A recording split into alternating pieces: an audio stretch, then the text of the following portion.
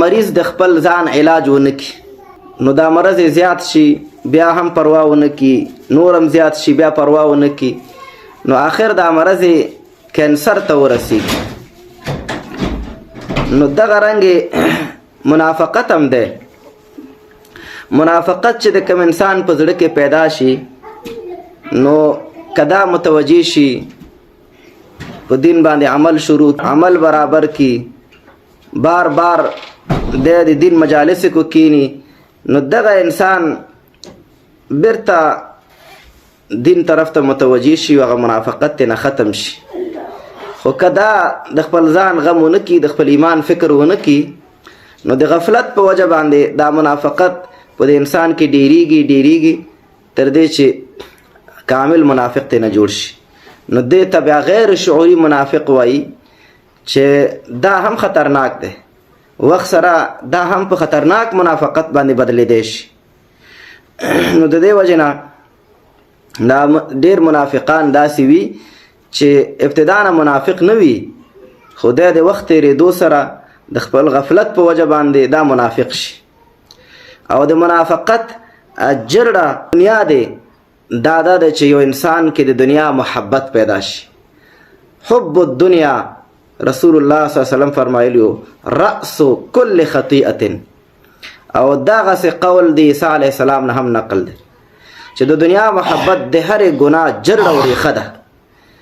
منافقت چې په انسان کې پیدا کیږي دا د دنیا محبت په وجه پیدا کیږي. انسان دا وایي چې زه د سهولت کې یم، زما ژوند دی وي، زما بچی دی وي، او زما کور دی وي، او سهولتونه دی وي، خوراکونه دی وي، نو د دې په وجه باندې انسان کې منافقت پیدا کیږي. ځکه مسلمان دا وایي چې بس زه د یم که نه یم د الله دین دی وي. د مسلمان فکر دا وي چې میں تو زندہ ہو کہ دنیا میں تیرا نام رہے، کہیں ایسا ہو کہ ساقی نه رہے جام رہے.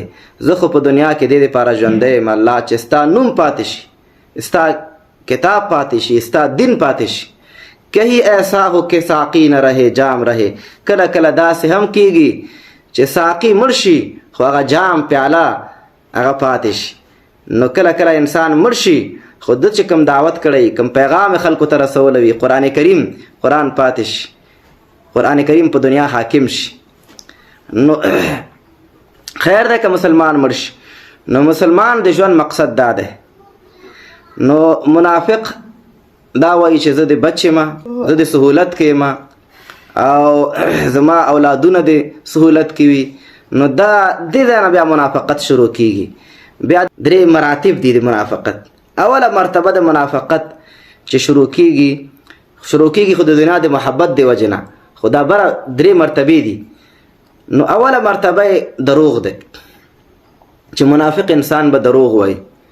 دروغ ولې وایي؟ ځکه چې د دین تقاضا د پوره کولی نشي، د دین تقاضا پوره کولو ته تیار نه وي. دا دین زموږ نه غوښتنې لري.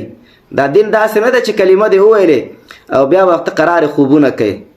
دا دین چې کله تا کلمه وویله، دغه کلمه اوس تا نه عملي ژوند غواړي، او دغه کلمه اوس په عمل کې او په وینا کې تر نورو رسول غواړي.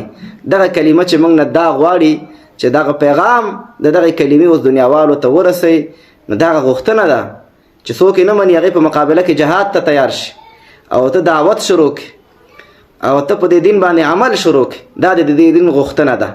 چې کله دغه غوښتنې ته کوم انسان حاضریږي نه، نو اولنی کار دا کوي چې د دروغ شروع کړي. ځکه د نفس سره، د خواهشاتو سره، د دنیا سره مینه ده. نو هغه مینه دی پرېږدي نه چې د دین په دین باندې د عمل کولو ته دی تیار شي، او د دین دعوت ته تیار شي، جهاد ته تیار شي. چې نه تیاریږي نو مجبوره ده چې یو بهانه به کوي. بیا د ده نه یو بله مرتبه پورته ده. هغه دا دی چې دغه انسان قسمونه شروع کړي. ځکه د دین تقاضاوې ډېر دي. دلته مال ولګوه د دین دپاره، هلته د دین د غلبې دپاره جدوجهد کوه. د مسلمان ژوند دا د محنت او د خوارۍ دی چې دا به خواري کوي. په دنیا کې مسلمان د رسول الله صلی الله علیه وسلم ژوند چې سړی مطالعه کړي، د نبی علیه السلام په ژوند کې ناست او خوبونه نو. مکي ژوند کې دعوت و، یو ته ودرېږه، بل ته ودرېږه، یو ته دعوت وکړه، بل ته دعوت وکړه، ملګري پیدا کړه او د الله دین دا خلکو ته په صحیح معنا باندې پیش کړه. دا مکی ژوند. بیا مدني ژوند د نبی علیه السلام چې سړی مطالعه کړي، احد غزا، بدر غزا، تبوک غزا، دارنګې موته غزا، حنین غزا، فتح مکه، خیبر غزا، ټول غزاګانې وي، سریاګانې خو حساب نشته. د رسول الله صلی الله علیه وسلم ژوند عبارت ده د دغه دوه شیانو نه، دعوت او جهاد. نو کوم انسان چې دغه دواړو کارونو ته چمتو کیږي نه، دغه دواړه کارونه کوي نه، هغه بیا خامخا یو بهانه به کوي. نو بهانه دویمه چې کله دی ډېر بهانې وکړي، ځکه بار بار دین به د ده نه غوښتنه کوي چې دلته اوس مال ولګوه، دلته اوس ځان ولګوه.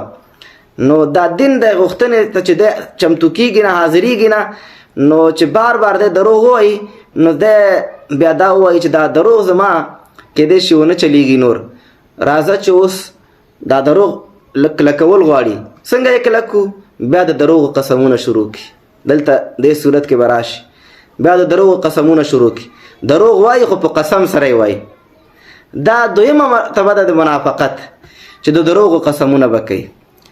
دنه پورته یو بله مرتبه ده د منافقت چې دا تر ټولو خطرناک ده، چې کله د دروغو قسمونه ډېر وخت وکي نو هغه د دروغو قسمونه هم دا چلیږي نه، دی پوه شي چې دا مې هم ډېر وک.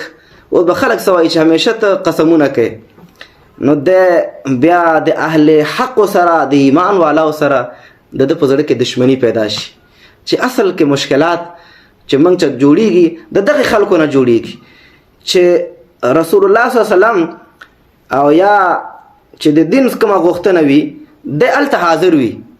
دی وایي چې سر نه تیر، مال نه تیر، اولادونو نه تیر، د ښځې او د بچي نه تیر.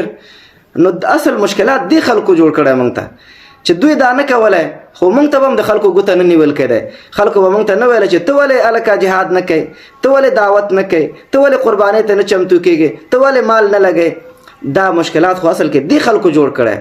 بیا آخري مرتبه د منافقت دا ده چې د دین والاو سره د ده په زړه کې دشمني پیدا شي، حق والاو سره د ده په زړه کې دشمني پیدا شي، مجاهد سره، عالم سره، هغه څوک چې د دین پرچار کوي، هغه څوک چې د ژوند مقصد دین ګرځولی چې دین به کوم، زما د ژوند مقصد دنیا او پیسې او روپۍ او دا شیان نه دي او دا د مسلمان ژوند دی. نو د ده بیا دغسې خلکو سره کینه پیدا شي چې اصل مشکلات په دغه خلکو کې